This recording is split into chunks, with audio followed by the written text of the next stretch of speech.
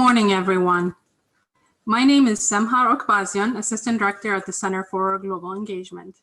On behalf of the Center, I would like to welcome you all to today's webinar, Health as a Human Right, which is the last webinar for the fall from our Global Perspective series on human rights at home. Our moderator for today is Dr. Flavius Lilly. Many of you know Dr. Lilly, but for those who don't know him very well, allow me to say a few things about his background.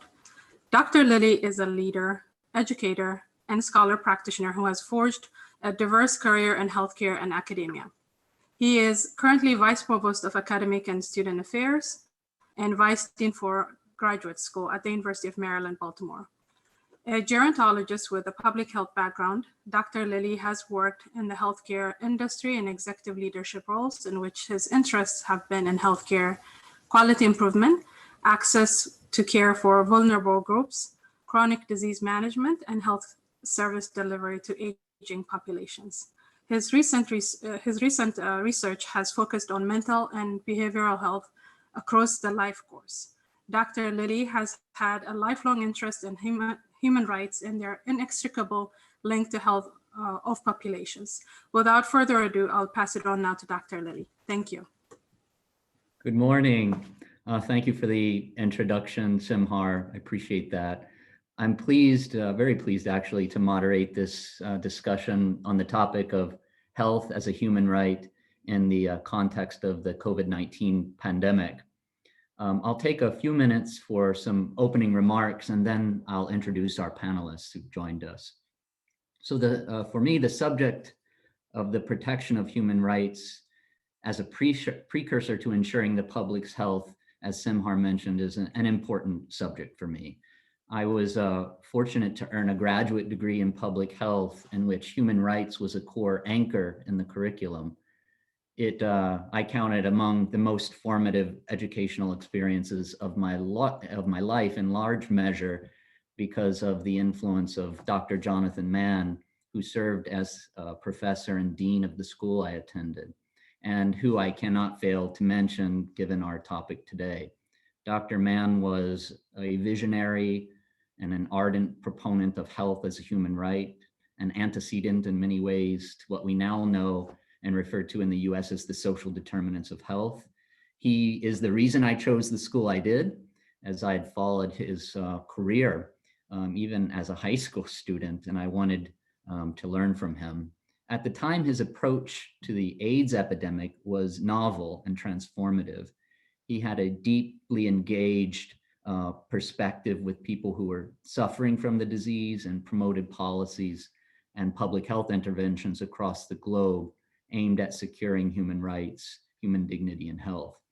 And I've been thinking a lot about Dr. Mann lately because there's so many corollaries between the AIDS epidemic and that of the COVID-19 pandemic in the ways each have revealed societal disparities and inequities. Sadly, Dr. Mann was not my professor for awfully long. He died along with his wife in a tragic airliner accident over Nova Scotia on his way to a WHO meeting in Geneva. Yet he has had this profound and lasting influence on the way that I think about the determinants of health and the actions we must take to achieve health equity and social justice. The current pandemic has shown us, as it did with AIDS, that societal structures create vulnerability and lay bare the problem of inequality. It's insufficient to think of epidemics like COVID-19 as being a story exclusively about a biological agent, in this case a virus. Rather, it's a story, I think, about our society and its fissures that allow a communicable disease to spread and take hold. The epidemiology of COVID-19 demonstrates clear patterns of risk among the marginalized, the excluded, and those for whose rights have not been protected. And this is the subject of our conversation today. We have a remarkable panel of experts to share their insights on this topic. All of the panelists have agreed to do away with lengthy introductions, and we have all shared our biographies in advance, and they will also be posted shortly in the chat feature. However, just to orient the audience, let me briefly introduce each panelist so they can give you a wave. First, please welcome Dr. Carlos Farrow Guzman, Assistant Professor of Global Health here at UMB. He's the Program Director of our Masters of Science degree in Global Health, as well as the Director of the Inter-American Center for Global Health in Costa Rica, and the Associate Director of the Planetary Health Alliance at Harvard University. He's a trained medical doctor with advanced degrees in international health. Second, Alicia Yamin. Ali earned her law and public health degrees at Harvard University, and she is currently a senior fellow at the Harvard Law School and senior advisor of human rights at Partners in Health. She's an adjunct lecturer in global and population health in Harvard School of Public Health. And relevant today to today's conversation, she recently published her latest book entitled When Misfortune Becomes Injustice, Evolving Human Rights Struggles for Health and Social Equality. And our third panelist, Kenyon Farrow, is a notable and award-winning writer, activist, and strategist, and is the co-executive director of Partners for Dignity and Rights, an organization focused on social rights, housing, education, and work. He's a fantastic writer, with his works appearing in several notable books, magazines, and websites. So welcome, panelists, to the discussion. And we're going to jump right in with a first question. This question actually came from one of the audience members during the registration for this panel discussion. One of the audience members posed this question. She or he said, "It seems to me health is an interplay between genetics and environment. How do the panelists define health?" Kenyon, could we start with you and then have other panelists contribute?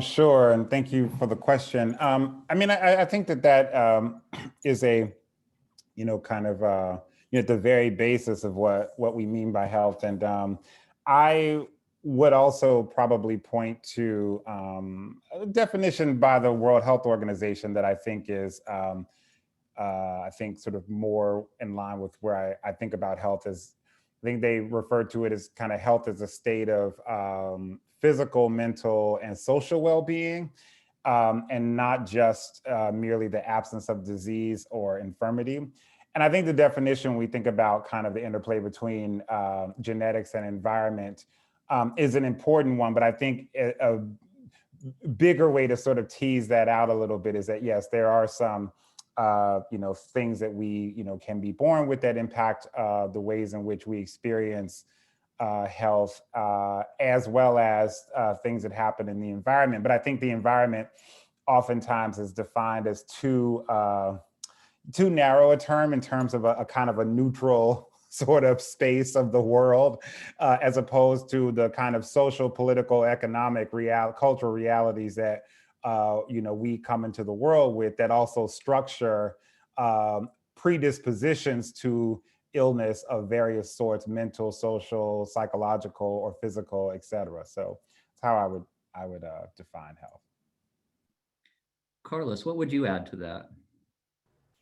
I think one of the important components of the definition of health has to be being able to live fulfilling lives and be able to function in society appropriately and do the things that one values. I think there's a very personal component to that. However, we must not forget that we do not, as individuals, live in a vacuum. We live in society. So those things that you do that you value, those things that you do that you find fulfilling, must not infringe on others also things that they value and others things that they find fulfilling. And two elements of the conversation that have been added relatively recent, let's say in the last decades or so, are one, how those things we do that we value and we find fulfilling relate to the natural environment or Earth's natural systems, and then how do they relate also to future generations.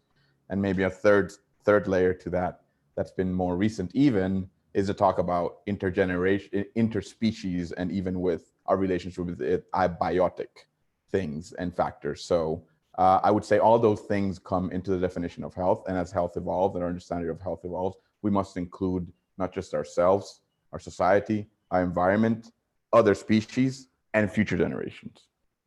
Very interesting. Ali, would you care to add more? Excuse me. I agree with both Carlos and Kenyon. I think the WHO definition for me highlights the fact that, as Carlos suggested, we're socially embodied beings. And so our relationships, whether they're formed in community structures or from environmental conditions, and many of them are legally prescribed and circumscribed. So when there's discrimination, when there are different forms of exclusion. So I think that's very important to keep in mind, the socially embodied relationships. What has been unfortunate, and I think we're playing this out in COVID, is that health is often thought of in our minds as, you know, the readout on a blood pressure exam or a kidney function exam when we go to the doctor's office. So there's all this talk about different kinds of biological comorbidities. And I think we'll talk more about the kind of social and economic and legal dimensions of COVID and of health generally. Thanks, Ali. I'd just like to remind the audience members, if they do have a question for any of the panelists, you can include that in the chat. But Ali, could we stick with you for just a minute? And I want to ask you, what do we mean when we proclaim that health is a human right? So thanks. That's a really important question, Dr. Lilly. One is we have to be sure that we're not talking about a right to be healthy, which is of course absurd for all the reasons that we were just saying. There are genetic points, there are questions of simply of bad luck. People do things to themselves and to their family and loved ones that are just deleterious. So it's not a right to be healthy. As a moral question, we say that there's a right to health when, as Carlos said, it's important to live a life of dignity, a fulfilling life. That's one very important aspect. And the second very important aspect, which also picks up on what we were just talking about, is that it is subject to social influence. So you cannot have a right to be a fabulous ballerina or a right to play the violin or the cello or something. Those are individual gifts. Rights require societal and social action, like the right to fair and free elections, like the right to due process of law. So they require institutions. And I think health, as we've begun to discuss, fills both of those criteria. Now, to have a legal right to health means that it's enshrined in law and the state plays a role in leveling the playing field. Thank you, Ali. Kenyon, would you care to add to that? Hard to. I think it's actually, I wouldn't have actually much to add to that question. I think it was handled very well by my co-panelists. Anything from you, Carlos, there? Ali really captured the spirit of it, I think. Yeah, I would probably build the nuance on a more, the fact that this is considered a right in some places and then some others. And I'm assuming we're going to get into this conversation a little bit later, but that adds a nuance on how you access that right. So I would just add to what Ali was saying, which was very, very complete, that how we understand rights in different geographies and latitudes will inherently then influence how we access that right. Carlos, so let's stick with you again. There's this tension that I want to explore with the panel, and it, I think, is related to both how you described what health is and how you describe health as being related to human rights, and that there is this inevitable tension between the individual and the collective public good. So how have we seen this tension play out during the COVID-19 crisis, do you think? I think that conversation boils down to values and what we see in the current COVID-19 pandemic is that individualistic societies are going to put more value and more weight in individual decision, individual choices versus the collective good.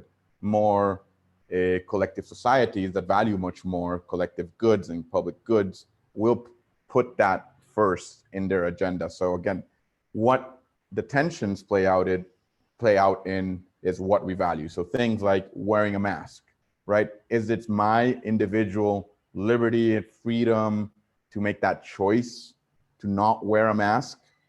Or is it that the common good is what prevails? And then we have things like state mandated masks. So it's not a question if you want to or not, it's a question of what is good for the public. The same thing with mobility restrictions, right? And we've seen these throughout the world, yet we've not seen them in places where there are more individualistic approaches to what it means to be an individual in society, such as the case in the United States, right? And now we're seeing it play out with vaccines. And do we think a vaccine should be mandated? Can it be mandated? And where does vaccines are supposed to protect the most vulnerable in society? Now, is that something that you value more than your individual capacity to choose? That's, again, the conversation boils down to values, individual versus collective.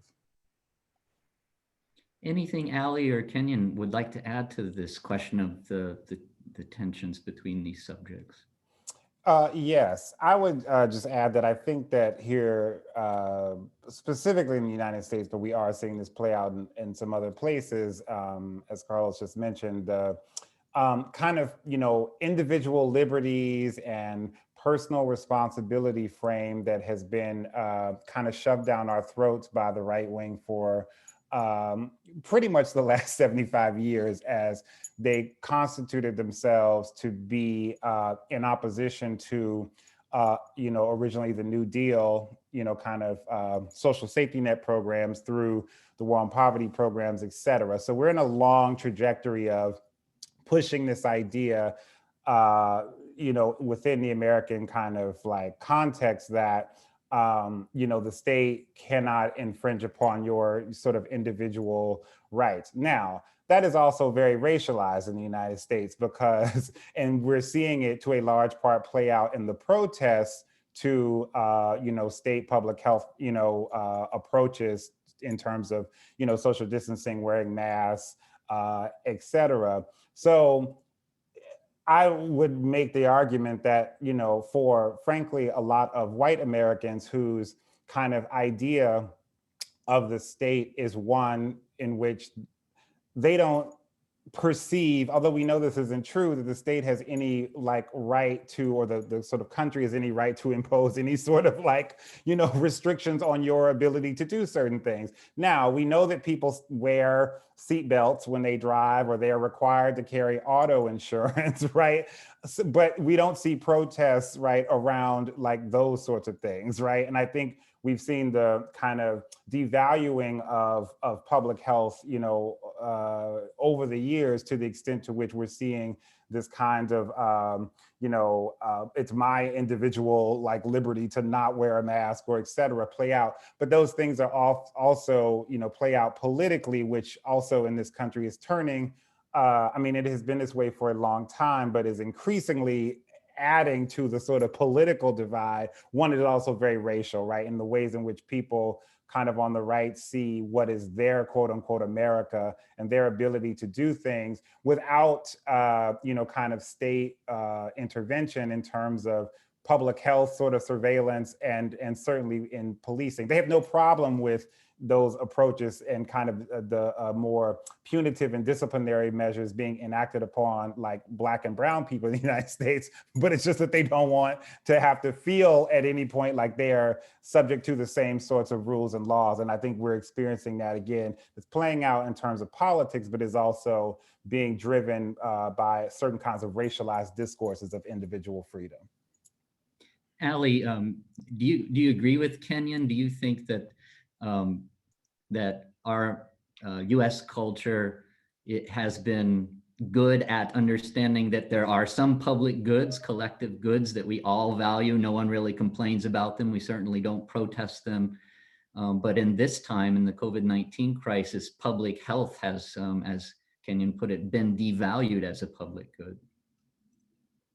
So I absolutely agree with Kenyon about there is a, and I would say this is, the United States is an outlier in this regard. This idea of rights, as kind of as Roberto Unger says, you know, I have my gun and I can shoot it off in my corner of town. That idea of rights is very, very outdated compared to the rest of the world, and also is based on a heterosexual male property owning perspective, so that they want to keep the state out and regulation out. We know that women's bodies and health, Black Americans' bodies and health are highly overregulated in this country.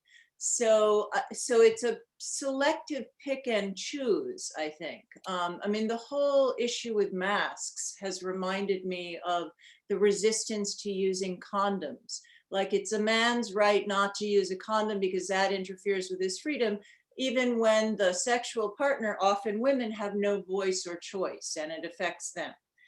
But I want to make a conceptual clarification, which I think is important for the people watching, that there are two questions. One is how health considerations play off against other questions of individual liberties, like freedom of movement, freedom of expression, etc. The other is whether health itself is treated as a right, and there are trade-offs within that.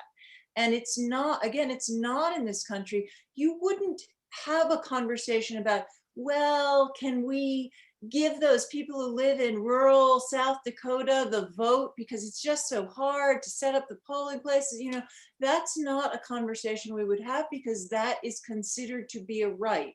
It's only about the health system becomes an economic program that then gets subject to all of these other kinds of negotiations. Thank you for that, Ali. Very insightful. All the panelists have a very interesting perspective. I'm coming back now to the title of this panel discussion. The title is Health as a Human Right in the United States, What COVID-19 Has Exposed. So to each of our panelists, from your view, what has COVID-19 exposed about our society? And Carlos, let's start with you. There was a, I want to bring it back to a little bit to, there was a very famous, and I can't find the quote yet, but report coming out from the US military in which they talk about climate change as a threat multiplier. And they say whatever threat existed, be it food security, extreme weather, be it migration, be it whatever we consider a threat as a country, climate change is the threat multiplier. Now, if we equate that to what COVID has done, I would say it's an inequity multiplier, right? So whatever inequities existed within our societies, and this has been seen worldwide with very few exceptions, those inequities have been enhanced and multiplied. And that's, we see those play out in people that have suffered not just more of the disease, died more of the disease, but also have suffered more the economic consequences and the socioeconomic consequences of the. So if there were racial inequalities, those have been heightened. If there were gender inequalities, those have been heightened. If there were migration status inequalities, those have been heightened. So COVID is really an inequity multiplier, and it's not the great equalizer as it was said at the start. It's actually the great differentiator, I would say. Kenyon, you're shaking your head. I presume you agree with Carlos that the pandemic has been an inequity multiplier. Yes, and you know what's it's surprising to me that that framework was even kind of adopted, but that is exactly kind of what happened. I mean, initially, the kind of framing was that, oh, it's just when getting out of Asia, but kind of affluent, effete, Americans who have the ability to sort of travel around the world are the people who are going to be most impacted. I mean, that was coming out of, New York, even, in the early part of the crisis. And there were myself and, some other people who from the very beginning were saying, well, wait a minute, if what we already know are these things about comorbidities, like hypertension and type 2 diabetes or et cetera, are not, again, sort of neutral categories. Our society structured, around race, gender, and class, that these different comorbidities impact different communities, right, differently. We also know that, the kind of jobs that we have are structured, right, through race and gender. And therefore that, particularly Black and brown folks are going to be more likely to be in service jobs where they're coming into contact with people constantly through customer service or, sort of service, kinds of jobs, including lots of Black and brown folks, particularly women who work as, in home health kind of work, right? Or in healthcare settings for senior citizens. So it's no surprise the types of disparities that we see kind of playing out down the line. But initially there was this sort of like, idea that it wouldn't, that it was going to really be a sort of a disease of the elite, if you will, who sort of get to, kind of globetrot and travel around the world, which was ridiculous. And I just would add one other piece in terms of what I feel like it's exposed just some structural problems in our in public health and a neglected public health system.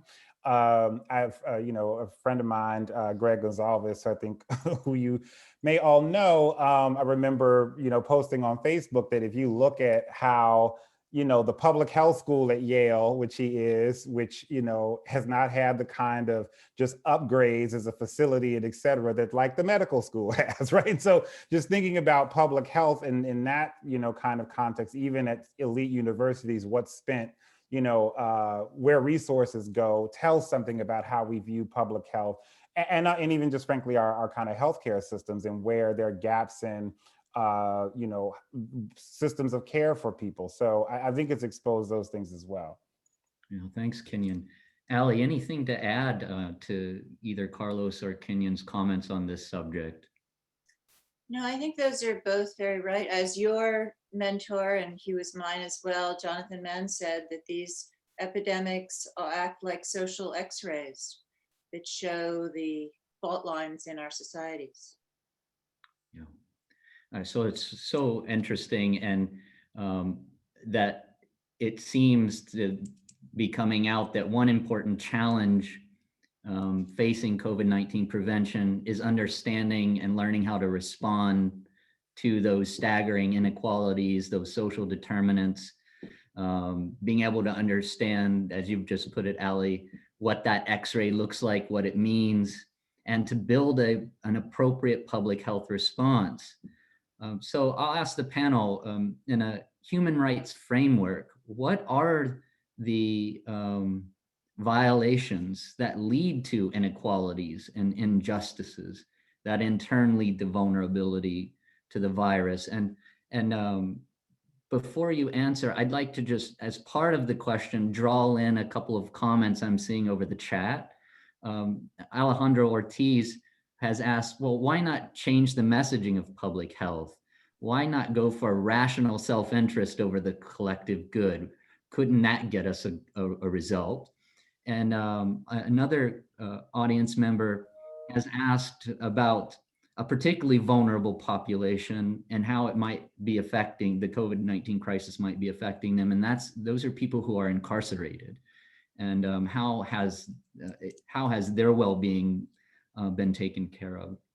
So perhaps we could start, it was a bit of a long question. We can start with Kenyon on this one. Sure. So I think that when we think about, I think the question of the messaging public health issues, I'm gonna take that one first.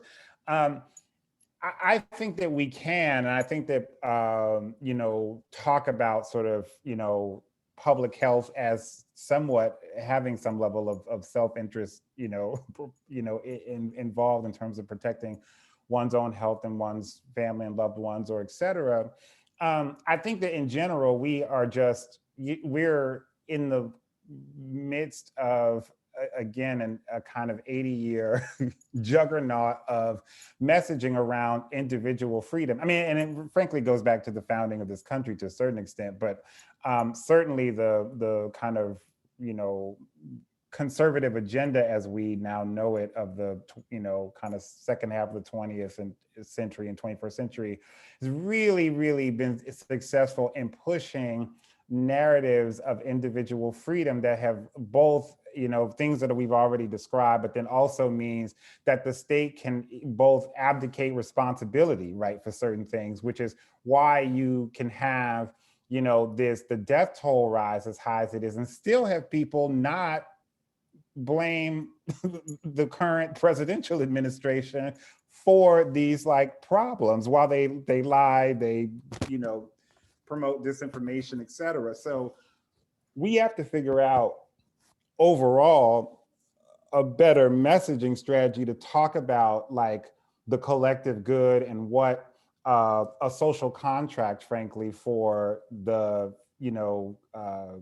between citizens and the state, as it were, why those things still kind of matter and make sense. And to the second, person in the audience talking about the incarcerated and people in prison, I mean, I think that there have been huge, ethical problems. I frankly was surprised to see the level of, engagement from the Justice Department and even state correctional facilities be willing to decarcerate to some extent and let more people out.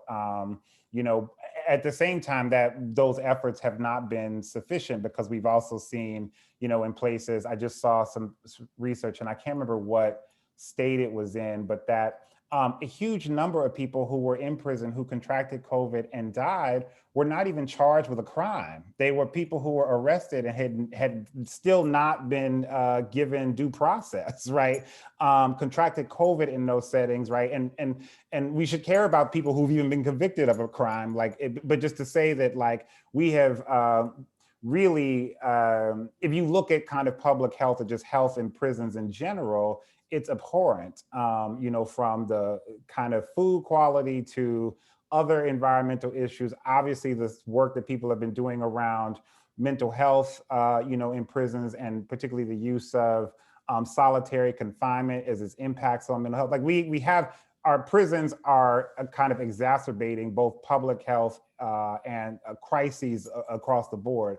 And I think that we have to rethink the whole system from beginning to end, frankly. Thank you, Kenyon. Carlos, could we turn to you now for a bit on the same subject? What are these violations of rights that lead to inequities and vulnerability? I actually wanted to comment on Alejandro Ortiz's point on why don't we move to a messaging that is more, hey, this is for your best interests. And those tensions exist within public health strategies. I would say that by moving the focus to individual responsibility, it kind of boils down to a conversation of values again and what you decide to value as society, right? So if you say, oh, this is your responsibility, this is in your best self-interest, then you're saying you should not care about anything else, right? And when you move the conversation towards that, it kind of plays out in policy. And just want to use an example on, let's say, poverty, right?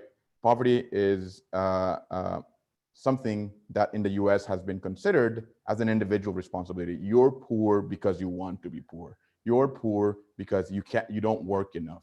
You're poor because you don't try hard enough, right? And that plays out in policy and how we understand poverty and the structural causes of poverty. So when someone does not have the capacity to stay healthy, even if it's in their best health interests, right? Even if it's in best health interest, then the strategy really changes and plays out differently. So we've seen these more vulnerable populations having to go out as essential workers, expose themselves to the virus, even they want to be healthy. Of course, it's in my best interest to stay at home, but I cannot do that. So when messaging does not capture the complexities of why people are in those conditions, it tends to overvalue the simplicity of, oh, it's just they don't want to be healthy. They want to be obese. They want to be impoverished. So the same plays out here in public health messaging. It's where we put our value. As a society, at least from my take, I want to value the collective good over the individuality, because I think in the long term, that will play out in well-being for a majority of people and not for a minority of people. That actually touches a little bit on your question, Faye, but I'm going to leave it there so I'm not over speaking. No, thank you, Carlos. That's a great point. Ali, I'll give you the last word on this question. Okay, so I completely agree with what my colleagues have said. And I would add, I think one of the reasons that we're in this position, and as Kenyon said, this is not a snapshot in time. This is the result of many historical processes which have entailed human rights violations of housing and education and discrimination, as well as of those rights related directly to healthcare, is because we have been raised to just think about ourselves. I mean, I think this is a time, an inflection point in which we can really think deeply about, in my view, we should all be in a state of moral distress. We should all be brokenhearted about the death toll in this country and think about, how we treat each other. I know that this is an incredibly polarized time, but how we treat each other as members of the same society, what we owe to one another as members of the same society. If not now, if this can't bring that about, what calamity might bring it about? And I think part of that is, rethinking the role of public health and its relationship to democracy, as Kenyon suggested. And the organization that I work with, Partners in Health, has proposed a public health core, which the Biden-Harris administration may well take up. So I think that's an opportunity that we have now to think and act differently. I want to make one final comment about prisons. Partners in Health, also, I'm on the anti-detention decarceration group, and we are working closely with Senator Warren's office and Ro Khanna and others on legislation about data in prisons and ICE detention facilities and other factors, and among a number of activities. I think that prisoners, again, it goes to whose suffering matters. Do we spin a narrative of these people are in prison because they did something horrible and therefore their suffering doesn't get taken into account? They're almost not fully human? Or do we understand that the reasons that people may break the law are related to these social and economic structures, and that carceral detention is really not the appropriate response to bring them into the broader society and community? Thank you, Ali. Could we stick with you for a bit? Because I know that one of the focal points of your work is on health systems and how they function in many ways to exacerbate discrimination and exclusion in society. Can you elaborate on how this plays out in the United States healthcare delivery system? Sure, I'll try to do that very quickly. So we don't really have a health system in this country. We have kind of a patchwork of different state departments of public health, hospital networks. It's, as we all know, based largely on private insurance coverage, plus Medicaid and Medicare and the Veterans Administration. So it's really quite a disorganized patchwork that poses enormous governance problems. It's also, as I said, largely related to insurance and payment and employment. So when you see swaths of people being left unemployed, they have lost their insurance coverage and therefore don't have access to healthcare in a pandemic. And of course, had the current administration achieved its desire of overturning the ACA, that would have been even worse. That now looks highly unlikely. But that automatically reaffirms privileges and lines of privilege in other aspects of social determinants. That automatically plays along the same kinds of fault lines we've seen in other areas of American life: race, gender, taxonomies of legal status. And of course, class, right? Because really in this country, if you're wealthy, you get a very different quality of care than you do if you're not wealthy. And by wealthy, pretty wealthy, actually. So the health system acts in many ways as a social determinant itself, or the lack thereof, which is a normative decision. Thank you. Very interesting, Ali. Maybe I could follow up with Carlos, since I know he is knowledgeable about international public health systems in a comparative way, I think.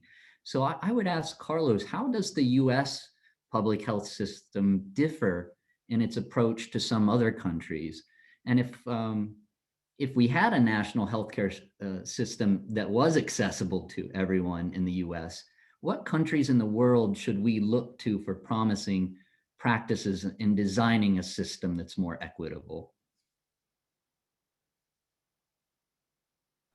So I think Ali was getting to a good point, that the United States does not have a single health system. It's an array of patchwork, as she was mentioning. And when we think of the dimensions of what we consider to be universal healthcare and coverage of health and kind of meeting the needs, we think of the dimensions of the quantity or percentage of the population that we're talking about. Is that high or is that low? We're thinking about the services that are covered by that health systems. Is it just a few or is it a lot, right? And we're also talking about how much out-of-pocket expenses I need to do as an individual to access those services.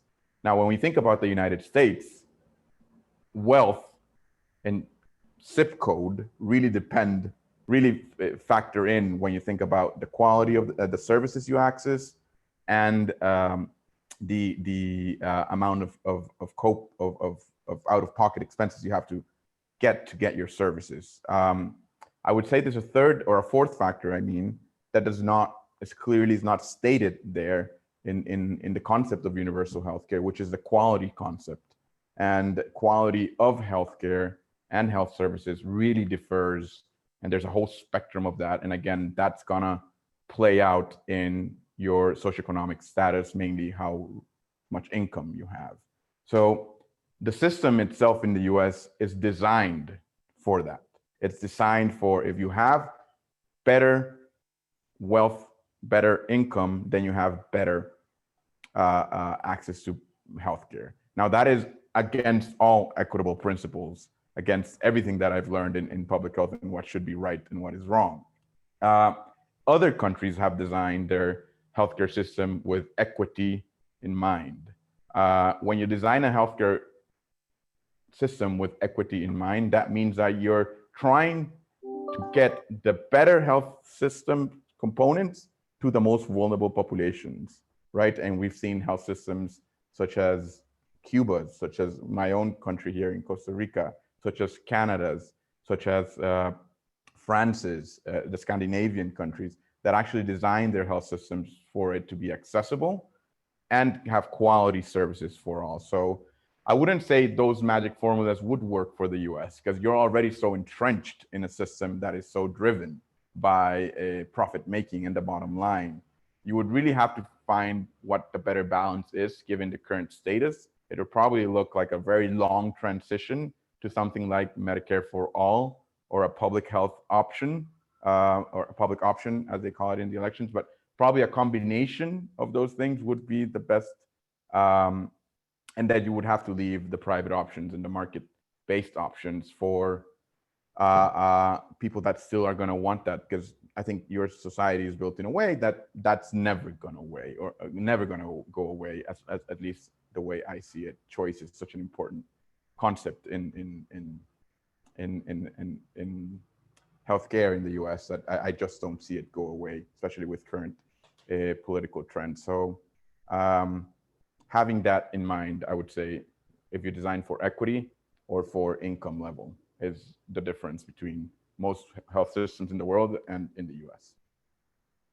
Kenyon, I don't want to leave you out of this conversation about our healthcare system in the US, because I know you have opinions about that. One or two.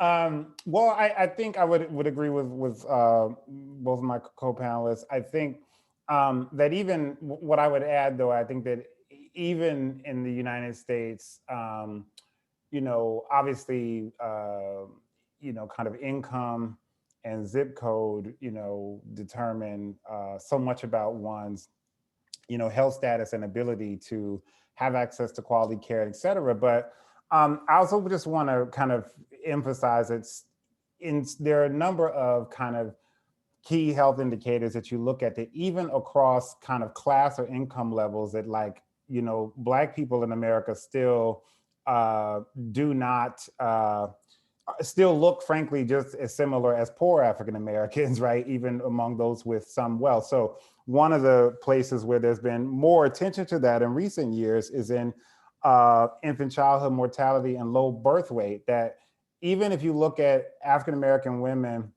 or women of African descent in the United States, across class and income levels, still have similar kinds of low birth and infant mortality rates, you know, across, whether you're looking at poor, you know, poor or middle class or more wealthy women compared to white women of all classes.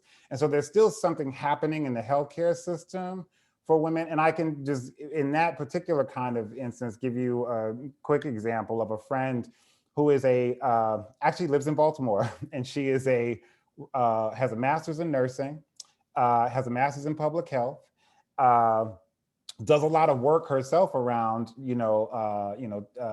childhood, birth for low-income Black women in Baltimore. And when she got pregnant several years ago, she, in searching for, an OBGYN or whatever in her prenatal care, ended up deciding to have her child in Montgomery County, not in Baltimore, because every provider that she met with talked to her, like, in her words, like she was stupid. And she had to continually remind them that, yes, she was Black, and she also was a nurse and had a master's in public health, and has a certification in midwifery. Like, she's, this is what she does, and was still treated as though, she felt that the care she was being offered was subpar. So I just want to say that, like, even within the context of class and its centrality and poverty in the kind of U.S. System, particularly as it pertains to healthcare or public health or those outcomes, there's still race still matters even across those issues. Thank you, Kenyon. There was a question in the chat, which is a question I have as well. I'll read you a question from Ben Palmquist, and then I'll frame it in my own way as well. And he asks, what role do you see for legal or professional strategies in human rights and public health? And what role do you see for social movements in driving a change during the pandemic? And I would just add, in a similar way, that given that the US does not recognize health as a right, to his question, what strategies can be employed within our legal framework to advance access to healthcare for everyone? And Alicia, could we start with you? Sure. Well, I really appreciate the question, because it, forces us to clarify a few things about human rights. So it is true that the great majority of states have ratified, say, the International Covenant on Economic, Social, and Cultural Rights, which has the right to health. there are many, many other states, including Costa Rica, where Carlos is right now, that enforce health rights through the right to life. So it's not necessarily true that this requires some major, I would obviously be happy about that, but it's not necessarily true that it requires a constitutional reform, et cetera, to pull us on board with international law. There are ways that we can interpret rights in the US Constitution. I think the law is essential. We are deluding ourselves if we believe that sustained social progressive change can be achieved without the law. Roosevelt's New Deal required a lot of legislation and new law. And so will getting out of this pandemic in a way that is fair and equitable. On the other hand, I have been really gratified to see how much grassroots energy has gone into political mobilizing. I could spend every weekend doing right to health mobilizing with different kinds of coalitions and People's Vaccine. And so that has been really, I think, one of the driving forces behind the election of Biden and Harris, but also something that we are now deeply invested in and want to keep going.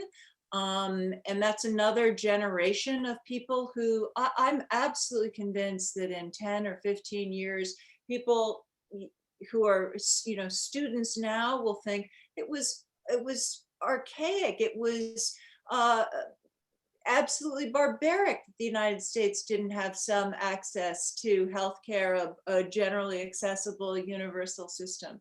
So I think social and political mobilization is critical, and we have to keep the pressure on. Any students in the audience, this is not a propaganda for Partners in Health, but we do have a PIH Engage precisely for student chapters, because we believe that these social movements really drive lawmakers. It's not one or the other, it's both. Carlos, could you add to a little bit to what Ali's saying? I mean, she called your country out as having an interesting way of codifying the protection of certain rights.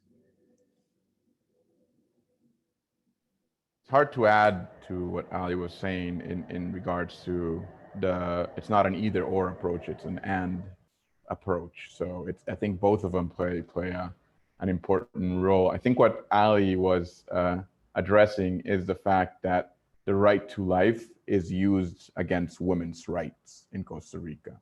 And that is a tension we have yet to resolve. And again, I'm going to bring it back to values. And we are still very much a country that is entrenched in historic Catholic values that were put there to form a colonial process that lasted 400 years, in which the Catholic Church gained huge amount of power and huge amount of influence. And because of that, that right to life is seen something as divine. It's seen something as related to divinity and kind of that gift that God gives us. So those things have been confused in the conversation about rights, and those tensions are still playing out for sure. And so the interpretation of rights here in Costa Rica is, for the most, very progressive. But when we talk about women's rights, it's actually very regressive. And Ali, I want to thank you for calling that out, because people think Costa Rica is all rosy and progressive. And the truth is we have a load of stuff we still have to deal with, especially because here in Costa Rica, the COVID pandemic has also been this inequity multiplier that I was saying before, where most of the deaths are coming from lower income people, lower income communities, and migrant communities. We have a large group of migrant communities here in Costa Rica, especially from Nicaragua, Venezuela, and Colombia, which mainly the Nicaraguans are the ones that's suffering the burden of the pandemic. So there is still a lot of work to do. Luckily, we have the instruments, we have the will of a lot of our politicians, we have a lot of good social movements that are striving for the advancement of increasingly more and more access to quality healthcare for all, which is at the basis of our organic law that created a healthcare system here. Flavius, I just want to make a footnote to clarify what I was saying.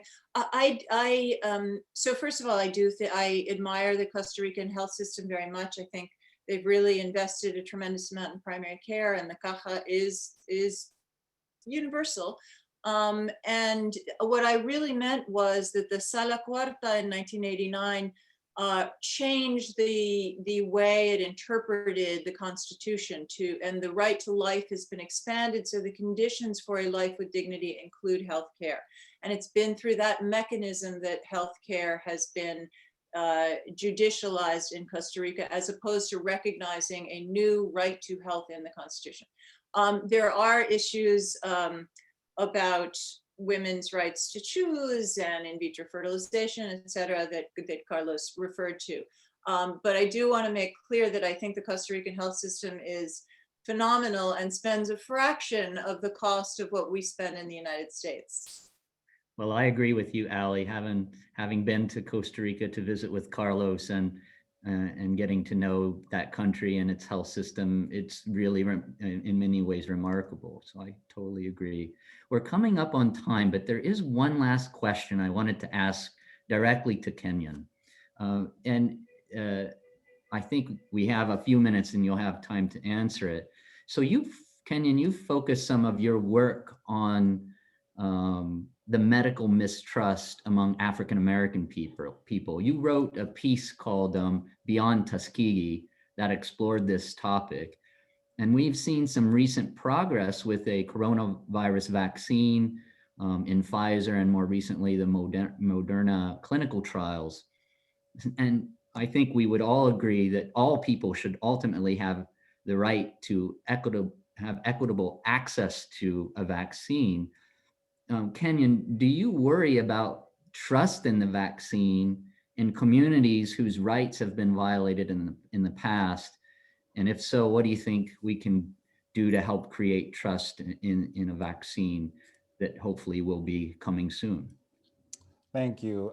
Yes, I absolutely worry about trust in a vaccine, particularly even when I talk to other African Americans. And I mean, these are family members, friends, colleagues across the board who, knowing that I work in public health, people are asking me, what do you think about, so we have the sort of, early reporting data on the two different vaccine candidates.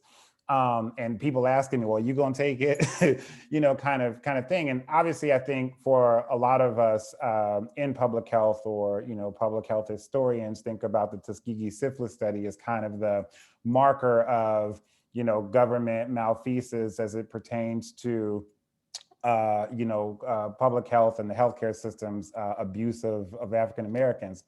But one of the ways in which I sort of suggest two things to folks. One, that for most African Americans who have medical mistrust of systems, it's actually because of things that they currently have experienced or that their family members have experienced. Very few people are actually kind of in their daily lives referencing Tuskegee, although it does happen, but some of those historical events are actually, for most people, less in front of mind than the last time they went to the doctor and were not treated well, or a relative, right, or were turned away from a hospital because they didn't have health insurance, right? These are the things that animate people's mistrust of the system, certainly. The second piece is, particularly when I'm working in African-American context and kind of thinking about conspiracy theories, and so when we talk about Tuskegee, one of the things that I remind people is that obviously the lack of informed consent in the enrollment of the Tuskegee syphilis study was problematic, and lots of laws changed in the 1970s as a result. But secondly, what we often don't talk about is that actually 10 years into the study, once penicillin became identified as a curative of syphilis at that point and was already being used around the country, that the folks in the Tuskegee syphilis study were kept from getting access to treatment.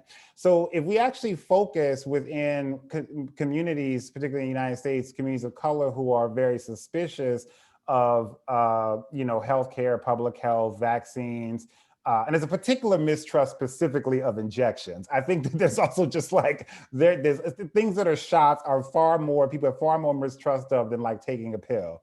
But I would say that what we have to remind people is that if you're thinking about the syphilis, Tuskegee syphilis study, that the denial of access to treatment was just as important, frankly, as the lack of informed consent. And so when I talk to African Americans about ways in which people are actually denied the right to the best healthcare, access to treatment, access to vaccines, people actually get really angry when you frame it from that perspective.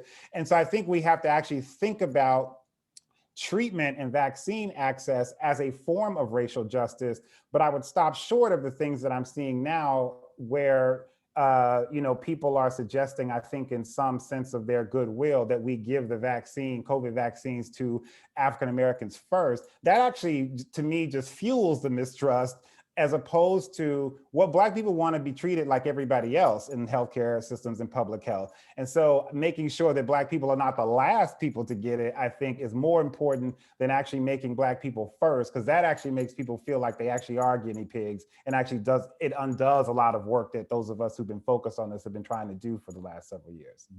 Thank you for that answer, Kenyon. We are at time. I want to take just one moment and thank again these remarkable panelists. You all are so insightful, and it's wonderful to be in your company and to have this conversation. There are some comments that are popping up in the chat about people who are eager to get in touch with you. I would encourage anyone who would like contact information from any of our panelists to reach out to them directly. You can certainly send me an email and I'll follow up with you. So thank you again, Ali, Kenyon, Carlos, you were wonderful. And I appreciate all of you. Thank you so much. Thank you so much. Thanks for the invitation. Thanks, Flav. Thanks, Ali and Kenyon. It's wonderful. Bye, Thanks, everybody. Bye, Bye. everyone.